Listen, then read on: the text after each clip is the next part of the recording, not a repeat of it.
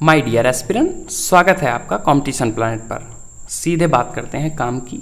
इस वीडियो में हम पढ़ने वाले हैं नंबर सिस्टम का पार्ट 3, जिसमें हम क्वेश्चन डिस्कस करने वाले हैं नंबर ऑफ फैक्टर बेस्ड, मतलब कि गुणनखंडों की संख्या पर आधारित प्रश्न। तो अगर आप ये पूरा कंप्लीट वीडियो देखते हैं तो आप इस टाइप के बन सकने वाले सारे क्वेश्चन सॉल्व कर पाएंगे, क्योंकि इसमें मैंने कॉन्सेप्ट को आसानी से डिटेल में समझाकर लास्ट में प्रीवियस ईयर क्वेश्चन भी कराए हैं।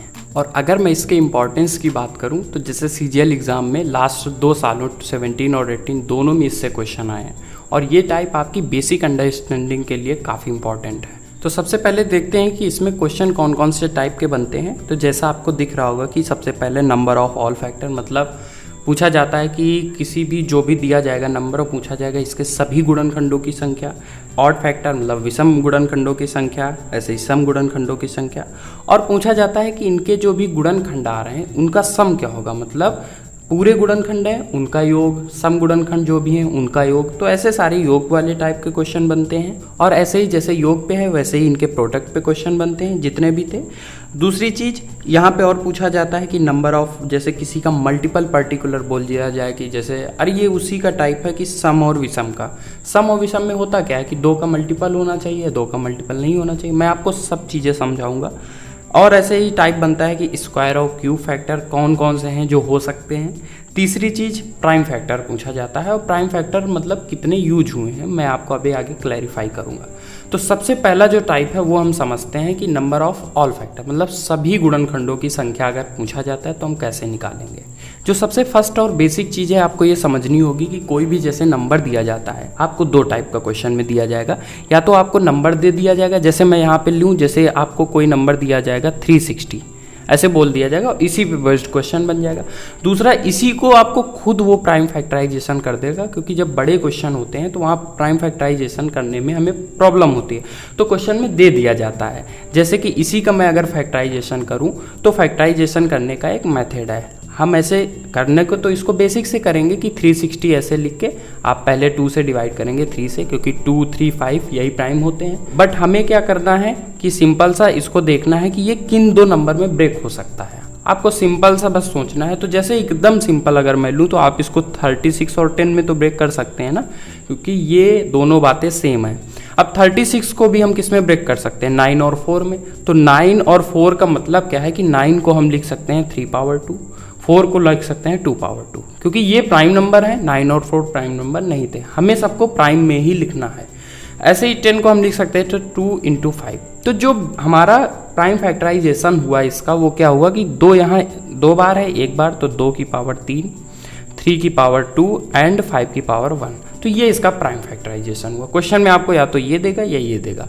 अब अगर क्वेश्चन में आपसे पूछता है कि इसके सभी गुणनखंडों की संख्या बताओ, आपको एक चीज़ पहले इसका ये समझना होगा कि गुणनखंड बनते कैसे हैं।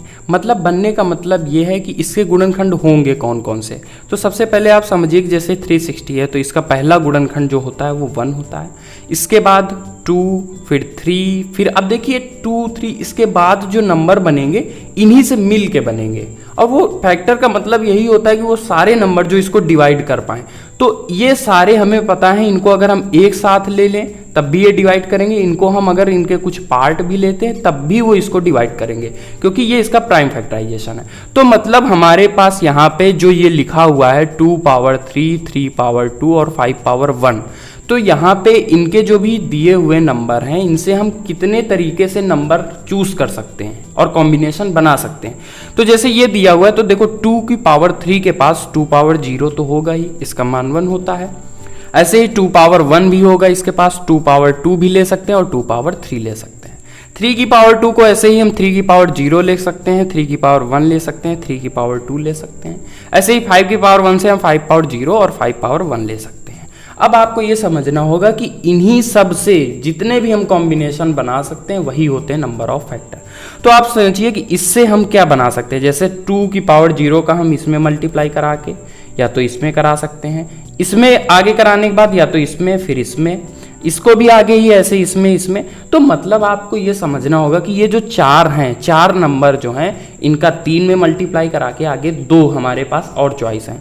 तो इन देखो 1 के लिए यहाँ पे कितने तरीके हैं, 3 और उस एक के लिए 2 तरीके। तो मतलब हम डायरेक्ट यहाँ पे देख रहे थे कि जितने यहाँ पे फैक्टर, क्योंकि यहाँ पावर 3 थी तो हमारे पास नंबर कितने अवेलेबल हुए 4, तो मतलब एक हम बढ़ा के लिख देंगे। जैसे 2 पावर 3 था तो यहाँ उसकी पावर हम 1 बढ़ा देंगे। फिर अब देखिए यहाँ पे कितने वेज थे, इनको हम मल्टीप्लाई डायरेक्ट करा सकते थे। तो यहाँ 3 पावर 2 था तो 2 से 1 बढ़ाएंगे तो कितना हो जाएगा 3। ऐसे यहाँ 5 की पावर 1 था तो 1 को 1 और बढ़ाएंगे तो 2। मतलब जितना भी प्राइम फैक्टराइजेशन आता है उनकी पावर को 1 1 बढ़ा के मल्टीप्लाई कराने से हमें सारे फैक्टर मिल जाते हैं। यही इसके तरीके हैं। तो इसको अगर हम सॉल्व करेंगे तो वही हमारा आंसर हो जाएगा। जैसे ये कितना हो जाएगा 24। तो 360 के जो नंबर ऑफ फैक्टर हैं वो 24 है। ये तो तरीका है कि आपको जब सारे गुणनखंडों की संख्या निकालनी है। अगर क्वेश्चन में क्या बोलता है कि जैसे ऑड गुणनखंडों की संख्या निकालनी है, मतलब नंबर ऑफ ऑड फैक्टर्स, तो अगर विषम गुणनखंडों की संख्या क्वेश्चन में पूछा है तो आप सोचिए कि कभी भी अगर किसी भी नंबर में तुमने 2 से मल्टीप्लाई करा दिया, 2 से मल्टीप्लाई कराने का मतलब है मुझे कि आप विषम मतलब सम नंबर से किसी भी में मल्टीप्लाई कराते हैं तो वो सम बन जाएगा। मतलब अगर हम विषम गुणनखंड चाहते हैं तो हमें इससे कुछ यूज ही नहीं करना है, मतलब इसको हम भूल जाएंगे। अब इनसे कितने तरीके बन सकते हैं तो आप यहाँ से समझिए कि जैसे विषम अगर पूछा जाएगा तो हम ये सम वाला नहीं लेंगे, 2 पावर 3 नहीं लेंगे, बाकी ये 3 पावर 2 और 5 पावर 1 से हम सॉल्व करेंगे। तो देखिए 3 पावर 2 और 5 पावर 1 से अगर हमें सॉल्व करना है तो एक पावर बढ़ा देंगे और गुणा करा देंगे। तो 3 पावर 2 में अगर 1 पावर बढ़ाएंगे तो 2 में 1 बढ़ाओगे तो 3, ऐसे ही, और 5 में 1 में 1 बढ़ाओगे तो 2, तो 3 2 जा कितना हो जाएगा 6। अब क्वेश्चन में अगला टाइप ये पूछता है कि क्या सम गुणनखंडों की संख्या। तो आप सोचिए कि एक चीज समझना होगा कि जो भी नंबर ऑफ टोटल फैक्टर होते हैं, पूरे गुणनखंडों की जो संख्या होती है किसी नंबर की, वो किसके इक्वल होती है, उसके सम गुणनखंडों की संख्या प्लस विषम गुणनखंडों की संख्या। क्योंकि नंबर 2 ही टाइप का होगा, या तो सम होगा या विषम होगा। यही हम सम में भी देखते हैं कि जो योग होता है सभी गुणनखंडों का वो किसके बराबर होता है, विषम गुणनखंडों के योग के और सम गुणनखंडों के योग के। अब अगर ये बात आपको समझ आ गई है तो यहाँ से समझिए कि टोटल हमारे पास 24 थे और यहाँ पे हमें जो विषम गुणनखंड मिले हैं वो कितने मिले हैं 6। तो 24 में से अगर हम 6 माइनस कर देंगे तो हमें पास कितने आ जाएंगे सम गुणनखंडों की संख्या। तो 24 में से 6 हटाएंगे तो 18। ये तो पहला तरीका था कि सम गुणनखंड निकालने हैं, लेकिन आपने ये देखा कि इसके लिए हमें क्या करना पड़ा कि पहले विषम निकालने पड़े। अगर क्वेश्चन में डायरेक्ट पूछा जाएगा कि सम गुणनखंड ही चाहिए तो हम विषम क्यों निकालें। तो आपको ये समझना होगा कि किसी भी नंबर को, किसी भी जैसे कोई भी गुणनखंड है उसको अगर हमें सम बनाना है, क्योंकि अगर सम पूछा जाएगा तो सम बनाने के लिए आप ये समझिए कि इसका इन्वॉल्व होना जरूरी है। तो सम निकालने के लिए जो भी हमारे पास ये प्राइम फैक्टराइजेशन था 2 पावर 3, 3 पावर 2 एंड 5 पावर 1, तो इसमें हम क्या करेंगे कि एक हमें मल्टीपल चाहिए। बिना 2 के, मतलब जब तक 2 नहीं हमें मिलेगा किसी भी फैक्टर के लिए तो सम नहीं बनेगा। तो 2 हम अलग कर लेंगे, बचेगा अंदर कितना 2 पावर 2, 3 पावर 2, 5 पावर 1। अब ये जितने भी नंबर होंगे, क्योंकि अब देखिए क्यों आपको ये दिमाग में आ रहा होगा डाउट कि जैसे हमने विषम के लिए किया था भाई इतना हमने इग्नोर कर दिया सम वाला पार्ट, तो वैसे ही हम सम के लिए क्यों नहीं कर रहे हैं कि हम सम अगर निकालना है तो विषम वाला पार्ट इग्नोर कर दें। बट आप ऐसा नहीं कर सकते, क्योंकि आप एक चीज समझिए कि सम गुणे विषम भी तो सम ही होता है। बट इसलिए हमने वहां पे विषम वाले केस में इसको हमने इग्नोर कर दिया था पूरा कि सम ना बनने पाए। बट यहाँ क्या है कि इनको हम इग्नोर नहीं कर सकते, क्योंकि इनसे हम फैक्टर बना सकते हैं। बनाने का इन द सेंस कि अगर हम इसको किसी भी 2 के फैक्टर से 3 के कोई भी फैक्टर को मल्टीप्लाई कराएंगे तो हमारे पास सम नंबर मिलेगा। अब अगर आप ये समझ चुके हैं तो यहाँ पे हम क्या है इसके लिए निकाल लेंगे। तो इसके लिए अगर निकालनी एक पावर बढ़ा के गुणा करा देंगे तो ये 3, ये कितना हो जाएगा 3 और ये कितना 2, तो 3 3 9 2 18। और आपको भी पता है कि 18 ही हमारा पहले भी आया था। यहीं से हम समझ लेते हैं कि मल्टीपल वाला क्या केस बनता है। मतलब जो तो जैसे यहाँ कौन सा टाइप था 6 नंबर टाइप में मल्टीपल का ये मतलब था कि जैसे हमने देखा कि सम बनाने के लिए हमें फैक्टर को 2 का मल्टीपल रखना पड़ेगा, तो 2 को हमने बाहर ले लिया था। ऐसे अगर यहाँ क्वेश्चन में बोल देता कि क्वेश्चन को 15 का मल्टीपल होना पड़ेगा, मतलब जितने भी फैक्टर आपको निकालने हैं वो 15 के मतलब गुणक हों। अब 15 के अगर हमें मल्टीपल बनाने हैं तो हमें यहाँ 1 पावर 5 की लेनी पड़ेगी और 1 पावर 3 की लेनी पड़ेगी। इसके बाद जो कुछ भी बच जाएगा उनसे जो भी फैक्टर बनेंगे बाद में इससे मल्टीप्लाई होकर 15 के फैक्टर बन जाएंगे। तो अंदर क्या बचेगा, 2 पावर 3 इंटू 3 पावर 1 इंटू 5 तो बचेगा नहीं। इसमें अब जितने बचेंगे इनको हम एक एक जोड़ के गुणा कराएंगे तो हमें कौन से नंबर मिल जाएंगे जो कि 15 के मल्टीपल होंगे। तो अब यहाँ से अगर इसको हम सॉल्व भी करेंगे तो यहाँ से 4 दूनी 8, मतलब 8 ऐसे नंबर हैं 360 के फैक्टर में से जो 15 के क्या हैं, गुणक हैं या मल्टीपल हैं। क्वेश्चन ऐसे आए हुए हैं मल्टीपल पे कि जैसे पूछ लिया जाए। अब यहीं पे अगर मैं ये पूछता कि 25 के फैक्टर कितने होंगे, तो आपको भी पता है कि 360 में 25 के फैक्टर हम नहीं बना सकते, तो जो नहीं बना सकते उसका आंसर 0 हो जाएगा। तो अब बात करते हैं हम सम की। सम का मतलब जैसे कि कोई भी आपको नंबर दिया जाएगा और पूछा जाएगा इसके फैक्टर का सम क्या होगा। जैसे कोई भी सिंपल सा नंबर ले लेते हैं, जैसे 360 लिया था, 72 ले लेते हैं। तो 72 ऐसे नंबर दिया जाएगा और पूछा जाएगा कि इसके जितने भी फैक्टर हैं उनका सम क्या होगा। तो सबसे पहले इसका प्राइम फैक्टराइजेशन अगर हम करेंगे तो इसको आप ब्रेक करेंगे 8 और 9 में, और 8 और 9 में ब्रेक करने से 2 पावर 3 और 3 पावर 2 मिलेगा। ठीक है। अब यहाँ पे क्या पूछा जाएगा कि इससे जितने भी फैक्टर बन सकते हैं उनका सम कैसे निकाला जाएगा। ये मैं इसलिए बोल रहा हूँ आपसे क्योंकि वहाँ पे क्या था, हमें केवल संख्या से मतलब था कि कितने बन रहे हैं। यहाँ पे हमें ये भी जरूरी है कि उसकी वैल्यू क्या है। भाई सम अगर किसी चीज़ का आप निकालना चाहते हैं, उसका योग करना चाहते हैं, तो आपको पता होना चाहिए कि वो वैल्यू है कितनी। तो यहाँ पे अब हमें एक्चुअल वैल्यू से मतलब है। तो सबसे पहले देखते हैं कि यहाँ अवेलेबल कितने हैं, मतलब हम क्या क्या ले सकते हैं। वैसे ही 2 पावर 0, 2 पावर 1, 2 पावर 2, 2 पावर 3, ऐसे यहाँ पे 3 पावर 0, 3 पावर 1, 3 पावर 2। तो इन सब से जो भी हमें फैक्टर बन सकते हैं। अब देखिए यहाँ पे 2 पावर 0 से क्या क्या फैक्टर बन सकते हैं। तो 2 पावर 0 को इसमें कराएंगे, इसमें और इसमें, तो इससे हमें क्या मिलेंगे फैक्टर। तो देखिए क्या क्या हो जाएंगे, 2 पावर 0 जो है इंटू 3 पावर 0, ऐसे ही प्लस क्योंकि सम कर रहे हैं तो 2 पावर 0 इंटू 3 पावर 1, ऐसे ही प्लस 2 पावर 0 इंटू 3 पावर 2। अब ऐसे ही हम प्लस किसके लिए लिखेंगे, 2 पावर 1 इंटू 3 पावर 0 और 2 power 1 into 3 power 1 plus 2 power 1 into 3 power 2। और ऐसे ही अब हम 2 पावर किसके लिए, 3 के लिए, मतलब 2 के लिए। तो आप देख रहे होंगे कि यहाँ से एक पैटर्न फॉलो होने लग रहा है कि 2 पावर 0 का हमें बार बार किस में मल्टीप्लाई कराना पड़ा है, 3 power 0 plus 3 power 1 plus 3 power 2। भाई यही तो हमने देखा था। ऐसे ही हमने 2 पावर 1 के लिए किया होगा तो 2 पावर मतलब 3 power 0 plus 3 power 1 plus 3 power 2। ऐसे ही हमने 2 की पावर 2 के लिए करेंगे और ये वाला ब्रैकेट, और ऐसे ही हम 2 की पावर 3 के लिए करेंगे। अब ये मैं क्यों बोल रहा हूँ, क्योंकि ये ब्रैकेट सबके लिए सेम है, तो ये चीज़ हम कॉमन ले लेंगे। जब ये चीज़ हम सबसे कॉमन ले लेंगे तो यहाँ से देखिए 3 power 0 plus 3 power 1 plus 3 power 2, और यहाँ से 2 power 0 plus 2 power 1 plus 2 power 2 plus 2 power 3। ये मैं करके इसलिए दिखा रहा हूँ कि अब आपको एकदम क्लियर हो जाएगा कि हमारे पास फैक्टर क्या था। तो आप फैक्टर देखिए 2 पावर 3 था और 3 पावर 2 था।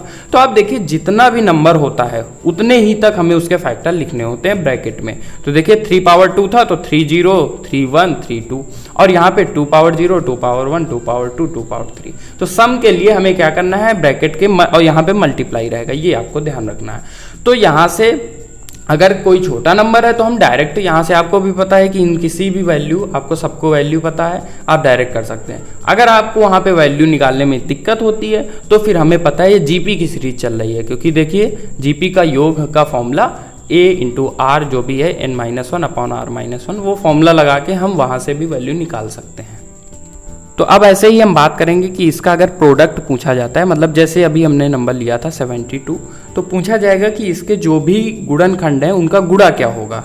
तो अगर ऐसा क्वेश्चन पूछा जाएगा तो आप एक चीज़ एनालाइज करिए यहाँ पे कि इसके फैक्टर हो क्या क्या सकते हैं। तो देखिए इसका फैक्टर 1 हो सकता है, 2 हो सकता है, 3 हो सकता है, 4 हो सकता है, 5 होगा नहीं, 6 हो सकता है, उसके बाद 7 होगा नहीं, 8 हो सकता है, इसके बाद 9 हो सकता है, 9 के बाद जो होगा 12 हो सकता है, 12 के बाद क्या हो सकता है, 18 हो सकता है, 18 के बाद क्या हो सकता है, 24 हो सकता है, 24 के बाद 36 हो सकता है और 72 हो सकता है। ये इसके फैक्टर हैं। अब आपको ऐसे करना नहीं है, मैं आपको बस एक चीज़ दिखाना चाह रहा हूँ कि जितने भी फैक्टर हैं अगर हम देखें तो जो एक पहले शुरू होता है और जो लास्ट का फैक्टर होता है उनका जो मल्टीप्लाई होता है वो भी एक नंबर होता है। इस पर क्वेश्चन भी बन सकता है कभी कि यहाँ से अगर आपको कोई फैक्टर दे दे कि ये इतने नंबर फैक्टर है और इधर कोई इतने नंबर फैक्टर दे दिया जाए, तो वो हमें पता है कि अगर उनका मल्टीप्लिकेशन उस नंबर के बराबर है तो वो जो होंगे वो सेम प्लेस पे होंगे, ये हमें पता होना चाहिए।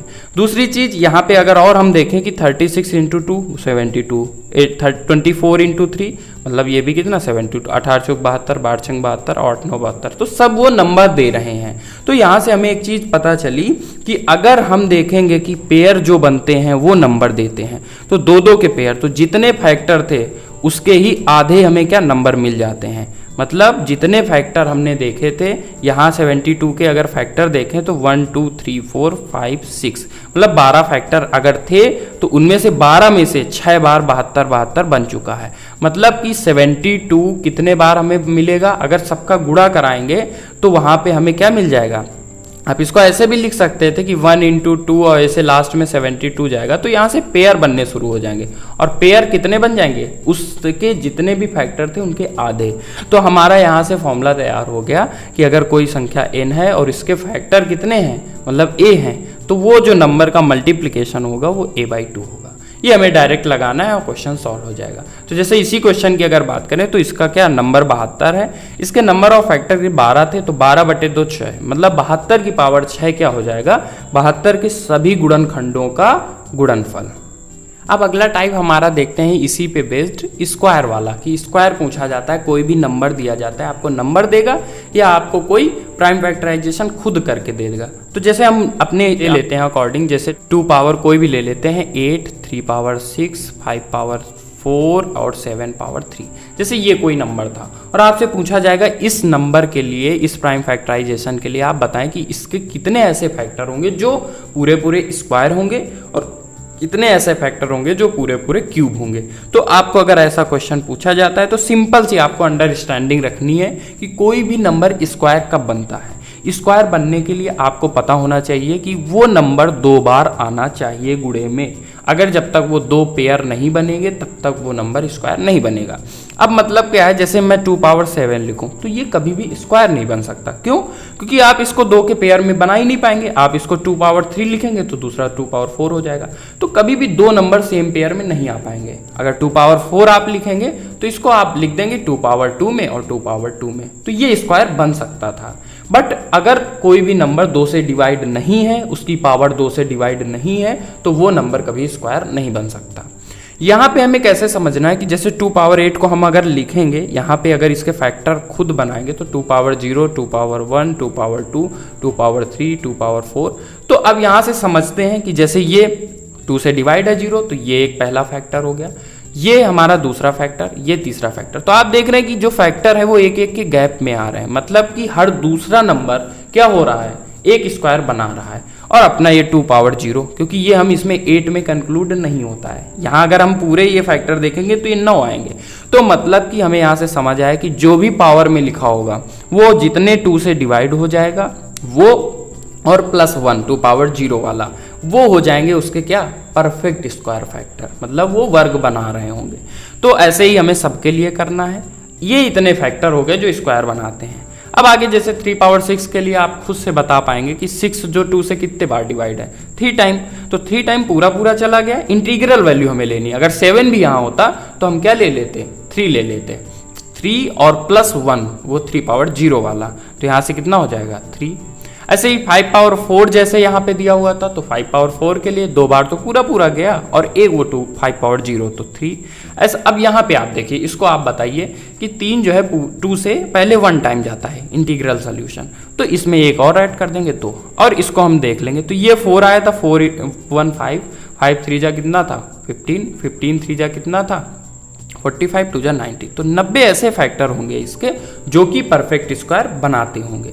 अब क्यूब के लिए सेम प्रोसेस है। क्यूब के लिए कुछ भी अलग नहीं, क्योंकि हम देखेंगे क्यूब नंबर कब बनेगा, जब उसके फैक्टर जो लिखे हुए हैं वो 3 के पेयर में हो, सेम नंबर, मतलब कि उसकी पावर को 3 से डिवाइड होना पड़ेगा। अगर ऐसा है तो आप देखिए कि हमें कब मिलेगा क्यूब। तो ये जैसे पहला क्यूब 1, सबका क्यूब 1 तो पता है क्यूब होता है। इसके पावर 2 पावर 3 क्यूब होगा क्योंकि यही 3 से डिवाइड है, बाकी ये दोनों पावर 3 से डिवाइड नहीं थी। तो इसके बाद हर तीसरा नंबर आपको क्यूब मिलने लग रहा होगा। तो हमें जैसे यहाँ 8/2 किया था, 8/3 + 1 करेंगे, आगे भी सेम ऐसे करते चले जाएंगे। तो वही हमारे क्या हो जाएंगे, नंबर ऑफ क्यूब, और मल्टीप्लाई करा देंगे। इस टाइप में एक और जो सिंपल सा टाइप है वो बचता है कि उसमें जैसे कोई भी क्वेश्चन है, जैसे हमने 72 का फैक्टराइजेशन देखा था 2 पावर 3 × 3 पावर 2। अब क्वेश्चन में क्या पूछा जाता है, जैसे 8 नंबर दिया हुआ है यहाँ पे कि number of prime factor, question में पूछा जाता है कि इसमें नंबर ऑफ प्राइम फैक्टर। अगर देखिए क्वेश्चन की लैंग्वेज डिपेंड करेगी, और ये सीडीएस में एक बार क्वेश्चन आया था, तो सीडीएस में क्वेश्चन जो था वहां पे पूछा गया था कि नंबर ऑफ फैक्टर आप बताइए। अगर आप नंबर ऑफ प्राइम फैक्टर पूछ रहे हैं तो यहाँ पे जो इसके प्राइम फैक्टर होंगे, प्राइम फैक्टर का मतलब क्या है, जैसे इसको लिखेंगे 1 × 2 × 3 इसके बाद 4 आ जाएगा, और 4 प्राइम फैक्टर नहीं है क्योंकि 4 प्राइम नंबर ही नहीं है, तो प्राइम फैक्टर कैसे होगा। तो अगर प्राइम फैक्टर पूछेगा तो हमें डायरेक्ट दिख रहा है कि यहाँ से 2 और 3 केवल 2 ही ऐसे नंबर होंगे जो प्राइम फैक्टर होंगे। बट क्वेश्चन की लैंग्वेज ऐसी थी, मैं क्वेश्चन आपको आगे कराऊंगा कि क्वेश्चन की लैंग्वेज से ये एग्जामिनर पूछना चाह रहा था कि उसमें कितने बार वो प्राइम फैक्टर यूज हुआ है। यूज होने का मतलब कि वो कितने तरीके से यूज हुआ है, मतलब 2 पावर जो 3 है ये कैसे कैसे यूज हो सकता है, तो वो प्राइम के फॉर्म में, तो मतलब 2 पावर 3 जो था वो 2 यूज हो सकता है, 2 पावर 2 और 2 पावर 3 ऐसे ही तो यूज होगा। ये सारे प्राइम नंबर वो ऐसा पूछना चाह रहा था। तो क्वेश्चन अगर पूछा जाता है कि नंबर ऑफ प्राइम फैक्टर कितने होंगे, तो यहाँ पे 3 और 2 को हम डायरेक्टली पावर को ऐड कर देंगे, हमारा आंसर आ जाएगा। तो 72 के लिए जो भी नंबर ऑफ प्राइम फैक्टर हैं वो कितने हो जाएंगे, 5। अब इन्हीं सब पे बेस्ड हम कुछ क्वेश्चन करेंगे। आप क्वेश्चन अब देखिए कितनी जल्दी कर पाएंगे अगर आपने ढंग से समझा होगा। तो देखते हैं फर्स्ट क्वेश्चन क्या दिया हुआ है। आप पहले क्वेश्चन पढ़िए और खुद से ट्राई कीजिए। क्वेश्चन क्या दिया हुआ था, 1440 के सम तथा विषम गुणनखंडों की संख्या के बीच अंतर ज्ञात कीजिए। अब देखिए इसको कैसे सॉल्व करेंगे, तो 1440 जैसे दिया हुआ है। सबसे पहला स्टेप हमारा प्राइम फैक्टराइजेशन, तो इसको सिंपल सा, आप ज्यादा मत दिमाग लगाइए। इसको हमें दिख रहा है कि 144 हमें सबसे पहले दिख गया, तो हमें दिख गया 144 मतलब 12 × 12, 0 मतलब 12। अब 12 का मतलब क्या होता है कि 12 का मतलब 4 × 3 मतलब 2 पावर 2 × 3, और ऐसे ही 12 का मतलब 2 पावर 2 × 3, और 10 का मतलब 2 × 5। हमें सबको प्राइम में लिखना है। अब आप सारी पावर ऐड कर लीजिए, तो 2 यहाँ 2 टाइम, यहाँ 2 टाइम, यहाँ 1 टाइम, 2 पावर 5, 3 और 3 2 टाइम आए तो 3 स्क्वायर हो जाएगा, और ये 5 भी 1 टाइम आया था तो 5 हो जाएगा।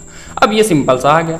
अब आप यहाँ से निकाल सकते हैं कि पहले सम निकाल लीजिए, फिर विषम और उनका अंतर। तो हमें अगर देखिए विषम निकालना है तो हम विषम ही देखेंगे, सम इग्नोर कर देंगे, क्योंकि कभी भी सम नंबर अगर किसी भी नंबर से मल्टीप्लाई कराते हैं तो वो भी सम बन जाता है।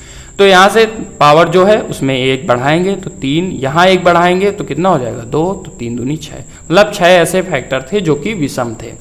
सम के लिए आपको एक सिंपल सा स्टेप समझना है। अगर आप टोटल निकाल सकते हैं, पहला तरीका। दूसरा, आप एक 2 की पावर कम कर दीजिए, बाकी सॉल्व, क्योंकि 2 हम मल्टीपल बनाना चाहते हैं 2 का, तो 2 बाहर ले लेंगे। यहाँ अगर हम टोटल भी निकालना चाहें तो देखिए 6 6 18, 18 दून 36, तो 18 दून 36 मतलब 36 ऐसे थे जो टोटल थे। तो ये टोटल हो गए, और ये कैसे हो गए, विषम। तो सम कितने रहे होंगे, 30। लेकिन क्वेश्चन में सम और विषम का डिफरेंस पूछा था, तो 30 और 6 का डिफरेंस जो हो जाएगा वो कितना हो जाएगा, 24। ऑप्शन बी दिया हुआ था 24, तो यही क्या हो जाएगा, सही। क्वेश्चन नंबर 2 पढ़िए आप, पहले खुद से ट्राई कीजिए। क्वेश्चन क्या दिया हुआ था, यदि n बराबर 4 की पावर 11 प्लस 4 की पावर 12, 4 की पावर 13 प्लस 4 की पावर 14 है, तो इनके कितने ऐसे गुणनखंड होंगे जिनका अंतिम अंक 0 होगा। और CGL Tier 2 का ऐसा क्वेश्चन आया था, उसी के टाइप से ये क्वेश्चन मैंने बनाया है। तो आप यहाँ से समझिए सिंपल सा कि क्वेश्चन में बोला था कि जो है अंतिम अंक 0 होना चाहिए। अंतिम अंक 0 का होने का क्या मतलब है, जैसे ये 70 मैं लिखूँ, 70 का अंतिम अंक 0 है, मतलब 70 जो है वो 10 का क्या है, मल्टीपल है। तो क्वेश्चन में इनडायरेक्टली यही पूछना चाह रहा था कि क्वेश्चन वो जो भी प्राइम फैक्टर है, मतलब जो भी फैक्टर हो वो 10 का मल्टीपल हो। लास्ट में 0 तभी होगा जब वो 10 का मल्टीपल हो रहा होगा। तो आप सबसे पहला हमारा काम तो यही होता है कि हम क्वेश्चन में क्या निकालें, उसका प्राइम फैक्टराइजेशन। तो जैसे यहाँ जो भी दिया हुआ था इसका हम पहले प्राइम फैक्टराइजेशन निकालने की कोशिश करते हैं। तो 4 की पावर 14, यहाँ से आपको सिंपल दिख रहा है कि 4 की पावर 11 हम क्या ले सकते हैं, कॉमन। तो 4 की पावर 11 कॉमन लेंगे तो यहाँ 1, यहाँ 4, यहाँ 16, यहाँ पे कितना 64। तो 4 की पावर 11, अब यहाँ से कितना बच जाएगा, तो 4 1 5 16 5 21 21 65 20 85। 85 को हम प्राइम अगर लिखना चाहें, आप इसको समझिए, अगर प्राइम में हम लिखना चाहें तो 4 तो प्राइम होता नहीं, लेकिन 2 पावर 2 हम लिख सकते हैं। तो 2 की 22 पावर। अब यहाँ पे 85 को हम 5 गुणे 17 लिख सकते हैं। ये हो गया इसका प्राइम फैक्टराइजेशन। क्वेश्चन में लेकिन पूछा है कि वो किसका, 10 का मल्टीपल होना चाहिए। तो हम यहाँ से 1 2 बाहर ले लेंगे और 1 5 बाहर ले लेंगे। अब अंदर जो भी बचेगा वही फैक्टर जो बनाएगा वो इसका मल्टीपल होगा, क्योंकि अंदर जो भी फैक्टर बनेगा बाद में तो इससे मल्टीप्लाई होगा। तो देखिए अंदर बचेगा क्या है, तो 2 की पावर 21, यहाँ से क्या बचेगा 5 पावर तो कुछ बचेगा नहीं, 17 बस बच जाएगा। तो मतलब इसका हमें केवल निकालना है नंबर ऑफ फैक्टर। तो पावर 1 1 बढ़ा के मल्टीप्लाई करा देंगे। 21 की पावर 1 बढ़ाएंगे तो 22, और यहाँ 17 की पावर 1 रहेगा तो 1 में 1 बढ़ाएंगे तो कितना हो जाएगा 2। तो 22 दून 44, मतलब 44 इसके ऐसे नंबर होंगे, इसके फैक्टर ऐसे होंगे जो कि क्या, जिनके लास्ट में अंक जो आ रहा होगा वो शून्य आएगा। तो इस हिसाब से ऑप्शन ए क्या था इस क्वेश्चन के लिए सही। थर्ड क्वेश्चन देखते हैं क्या दिया हुआ था। 360 के सभी गुणनखंडों के व्युत्क्रमों का योग ज्ञात कीजिए। व्युत्क्रमों का योग ज्ञात करना है हमें, और ऐसे क्वेश्चन आने के चांसेस हैं। तो आप ये समझिए कि इसमें 360 जो दिया हुआ था, अब 360 के व्युत्क्रमों का योग चाहिए। और मैंने आपको जब पढ़ाया था कि गुणनखंडों का योग, तो बताया था हमें एक्चुअल वैल्यू की ज़रूरत होती है। एक्चुअल वैल्यू का मतलब हमें पता होना चाहिए कि इसके फैक्टर क्या क्या हो सकते हैं। तो आप यहाँ से समझिए कि जैसे इसके फैक्टर क्या क्या हो सकते हैं, 1 2 3 4 5 6, ऐसे ही सारे फैक्टर, लास्ट में 360 आएगा। ठीक है, तो इन्हीं को हमें जोड़ना, मतलब व्युत्क्रम क्या हो जाएगा इसका, तो 1/1 प्लस ऐसे 1/2 और 1/3, ऐसे ही 1/4 और ऐसे ऐसे 1/60। इस बात से आप सहमत हैं कि नहीं, मतलब अगर हमें उनके व्युत्क्रमों का योग निकालना है तो हमें ऐसे लिखना पड़ेगा। अब यहाँ से समझिए कि इन सब का हमें एलसीएम लेना पड़ेगा। तो एलसीएम आपको भी पता है, अगर ये सारे नंबर 360 के फैक्टर रहे होंगे तो 360 ही इनका क्या हो जाएगा, एलसीएम हो जाएगा। तो 360 मैंने इसका एलसीएम ले लिया। अब आप समझिए कि जैसे यहाँ 1 था और एलसीएम 360 है, तो यहाँ कौन सा नंबर आएगा, तो यहाँ 360 आ जाएगा। ऐसे ही आप समझिए यहाँ अगर 2 है तो यहाँ पे कौन सा फैक्टर आएगा, तो आपको पता है कि अगर 2 है तो यहाँ पे 2 से जो बनने 181। मतलब कि हमने यही समझा कि जैसे मल्टीप्लिकेशन में हमने देखा था कि पेयर बन रहे थे, तो यहाँ पर भी आपको दिख रहा है कि पेयर बन रहे हैं। जैसे कि अगर लास्ट में मैं 360 के लिए देखूंगा एलसीएम तो यहाँ पे 1 आ जाएगा। तो आप देखिए कि फैक्टर पलट गए, मतलब 360 180, उसके बाद जो भी फैक्टर आ रहे होंगे वो 120, फिर ऐसे 90, तो वो सारे पलट गए। मतलब कि जो ऊपर लिखा हुआ था वो सम ऑफ फैक्टर था और जो नीचे लिखा हुआ था वो खुद नंबर था। सम ऑफ फैक्टर आपको पता है कि सम ऑफ फैक्टर कभी भी हमें निकालना होता है, तो प्राइम फैक्टराइजेशन का हमने पढ़ा था। तो मतलब अगर आगे कभी भी डायरेक्ट ऐसा क्वेश्चन आता है तो हम क्या करेंगे, सम ऑफ फैक्टर अपॉन जो भी नंबर दिया हुआ था। तो सम ऑफ फैक्टर, जैसे अगर हम 360 का सबसे पहले तो हमें इसका फैक्टराइजेशन करना पड़ेगा। तो 360 को जैसे हम यहाँ पे किसमें पहले भी कर चुके हैं, 9 × 4 × 10 करेंगे। तो यहाँ से देखिए 2 पावर 3 आ जाएगा, ऐसे 3 पावर 2 × 5 ये हो जाएगा। अब यहाँ से हमें क्या करना है, सम निकालना है। तो मैंने सम के लिए बताया था हमें ब्रैकेट बनाने हैं, इसको 3 पावर तक ले जाना है। तो 2 power 0 plus 2 power 1 plus 2 power 2 plus 2 power 3, ऐसे ही इसमें ब्रैकेट में 3 power 0 plus 3 power 1 plus 3 power 2, ऐसे ही इसमें 5 पावर 0 प्लस 5 पावर 1। अब सॉल्व कर लेना है। तो यहाँ से सॉल्व करेंगे आप तो कितना आ जाएगा, तो इसको सॉल्व करेंगे, देखिए 1 2 3 और 4 7 और 7 8 कितना हो जाएगा 15। तो 15 आ जाएगा यहाँ से। फिर इसके बाद अगले ब्रैकेट को जैसे आप सॉल्व करेंगे तो यहाँ से कितना 1 3 1 4 4 और 9 कितना हो जाएगा 13, ऐसे ही आगे वाले ब्रैकेट में 6। तो ये हो गया इनका क्या, सम ऑफ फैक्टर, मतलब इनके गुणनखंडों का योग। और हमने देखा था अगर व्युत्क्रम हमें निकालने हैं तो इनके गुणनखंडों के योग में से नंबर का डिवाइड करना है। तो हम 360 से क्या कर देंगे, इसमें डिवाइड कर देंगे। तो 360 बटे में लिख देंगे।